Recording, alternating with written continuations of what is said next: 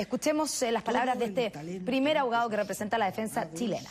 Letrados, así como su gran actitud a la hora de limar las asperidades del difícil trabajo que tienen con su defensa, sin conllevar ningunas auténticas novedades respecto de las tesis defendidas en los escritos peruanos.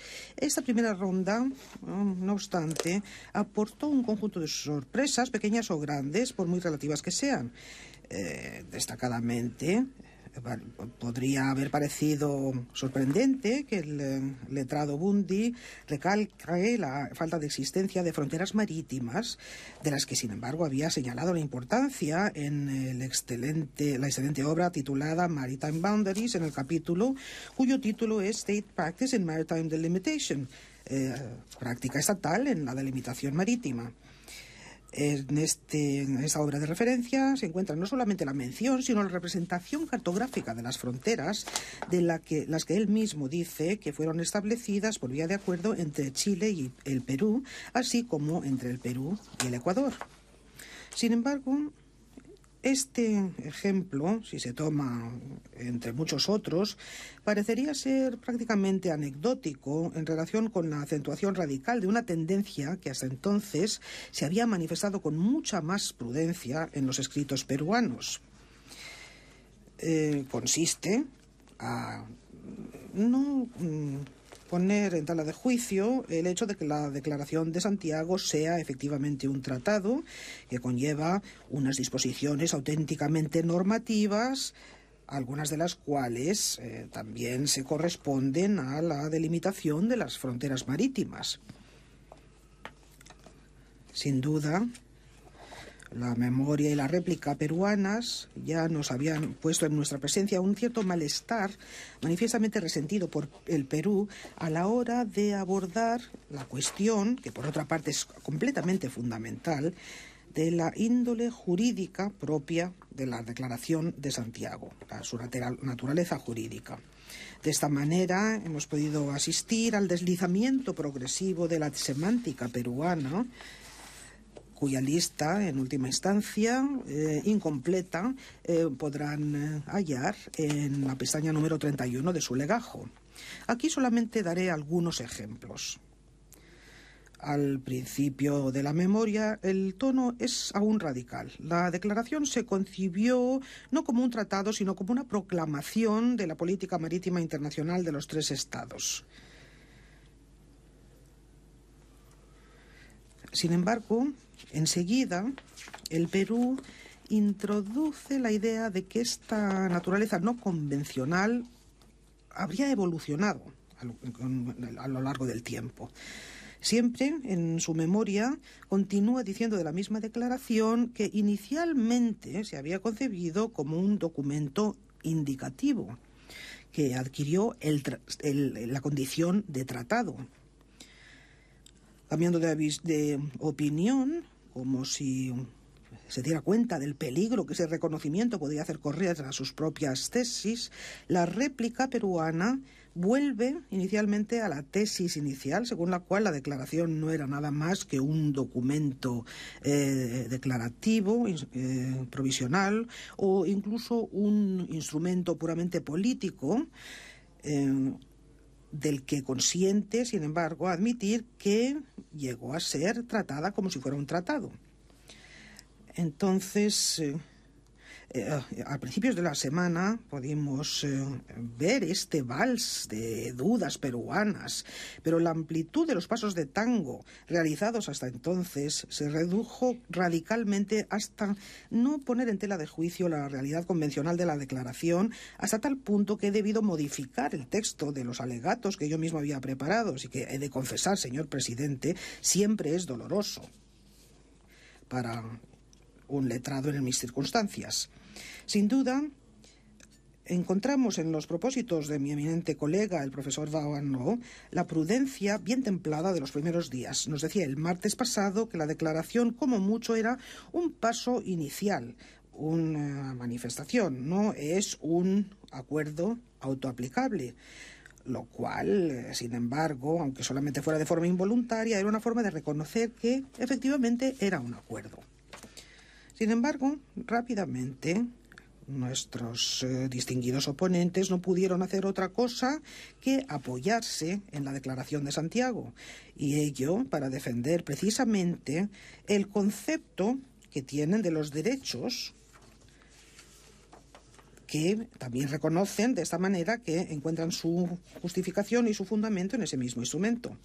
Esto es lo que le sucedió a mi amigo, el profesor Pelé, cuando el martes por la tarde tuvo que aventurarse en las altas mares del Triángulo Exterior. Así les declaraba a ustedes, apoyándose en el texto de la declaración, que cito, que el Perú se fundamenta para reivindicar el ejercicio de su jurisdicción y sus derechos soberanos sobre el Triángulo Exterior, al mismo tiempo, en virtud del punto 2 de la declaración y también de forma independiente de la misma. El punto 2, del que más adelante decía, y cito nuevamente, que concedía los mismos derechos a las tres partes. El profesor Pelé se apoyaba también igualmente en el punto 4 para constatar que este designa el paralelo que pasa por el punto donde la frontera terrestre de los estados interesados llegan al mar. En esas condiciones, señor presidente, señores y señoras jueces, sigue siendo necesario que yo presente el conjunto de las pruebas de carácter convencional, es decir, jurídicamente, que vinculan jurídicamente a las disposiciones que conlleva la Declaración de Santiago.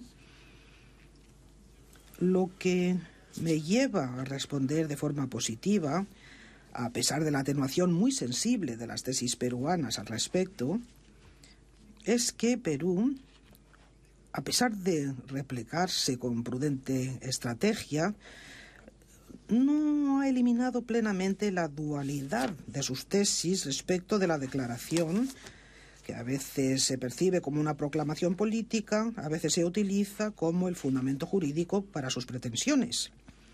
También es porque el debate respecto de la naturaleza jurídica de la declaración la lleva el Perú con la mayor frecuencia con ocasión del análisis de su objeto, cuyos abogados han seguido repitiendo que no podía corresponderse a la delimitación marítima. Les recordaré ante todo que las intenciones de los tres estados partes era efectivamente que la declaración fuera un tratado, y acto seguido que la conducta subsiguiente de las partes de decir que confirmó esta intención inicial. La Declaración de Santiago siempre ha sido un tratado, y un tratado que conllevaba unas disposiciones relativas a la delimitación. La jurisprudencia de la Corte, destinada a determinar la naturaleza jurídica, convencional o no, de un acto jurídico, se caracteriza por su gran constancia. Se puede enunciar como dos principios, de hecho bien conocidos.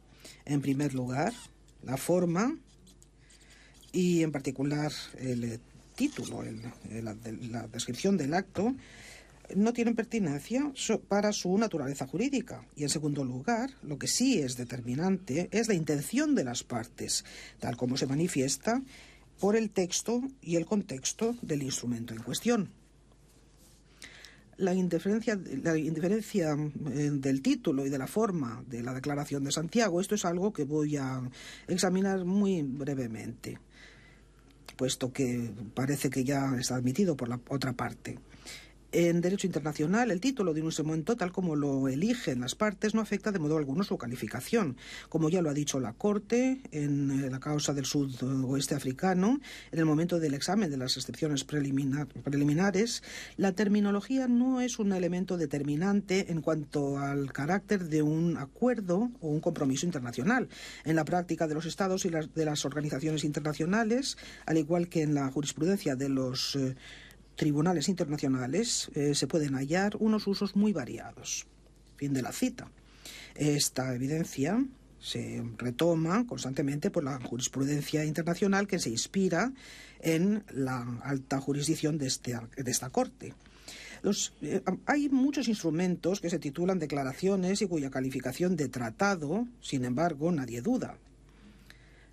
La Corte Permanente de Justicia Internacional ya reconoció en 1931, en su opinión consultiva sobre el régimen aduanero entre Alemania y Austria, cuando declaraba, desde el punto de vista del carácter obligatorio de los compromisos internacionales, sabemos que estos se pueden adoptar bajo la forma de tratados, convenciones, declarados, acuerdos, protocolos o intercambio de notas.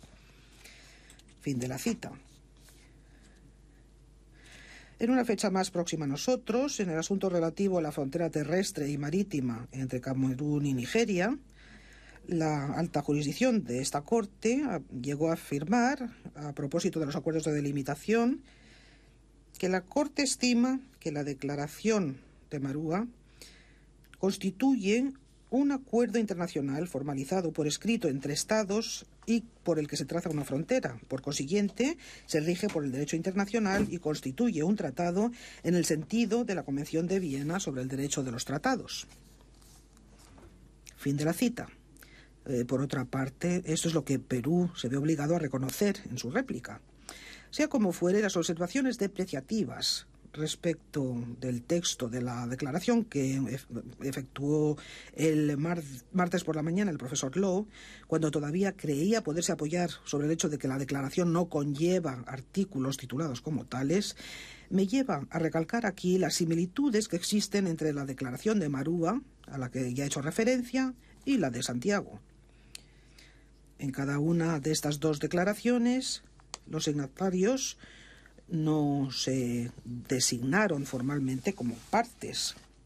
Además, las distintas disposiciones de la declaración de Marúa, ni tampoco las de Santiago, no se preceden del término artículo seguido de un número. Podríamos citar muchos otros ejemplos de acuerdos de delimitación marítima que, sin embargo, se titulan declaración. Entre ellos, la declaración entre Francia y Mónaco respecto de la delimitación de las aguas territoriales del Principado de Mónaco, formalizada y que entró en vigor el 20 de abril de 1967 y que posteriormente fue inscrita por el secretario general y publicada en la recopilación de tratados de las Naciones Unidas. Cuando se trata de tratados de delimitación, no hay ninguna condición particular de forma que venga requerida, dado que el instrumento traduce claramente la intención de las partes de determinar el trazado de la frontera. Poco importa que los atributos, que según Perú son generalmente empleados en los tratados de delimitación, estén ausentes o no de la Declaración de Santiago. Así, en la decisión de esta Corte respecto del asunto Libia-Chad, la Corte declaraba, y cito, las partes hubieran podido indicar las fronteras y precisar literalmente su trazado o mostrarlo en un mapa a título de ilustración o para cualquier otro fin. Podían haber hecho una cosa y la otra. Decidieron proceder de otra manera y elaborar como un acuerdo la lista de los actos internacionales de los que resultaban las fronteras, pero el método que han elegido no suscita ninguna dificultad de interpretación. El texto del artículo 3 traduce claramente la intención de las partes de velar por una solución definitiva de la cuestión de sus fronteras comunes. Fin de la cita.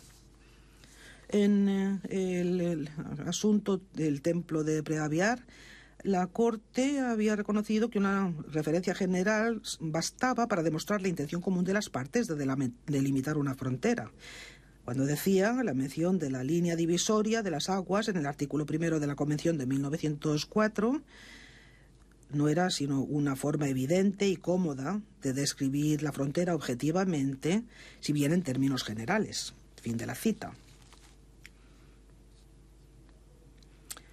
Entonces, si examinamos las circunstancias de la adopción de la Declaración de Santiago, vemos que confirman la intención de las partes de formalizar un tratado que se rige por el derecho internacional. El objeto principal de la Declaración de Santiago consistía en afirmar a la vez políticamente y también jurídicamente. Estamos escuchando al abogado Pierre-Marie Depuy, francés, nuestro primer abogado, después del agente chileno que ha intervenido, presentando los argumentos y reafirmando por qué el tratado de 1900, la Declaración de Santiago de 1952 es un tratado multipropósito que fija una frontera marítima multipropósito y no solamente con fines pesqueros, como lo establecía y como lo quiere demostrar Perú.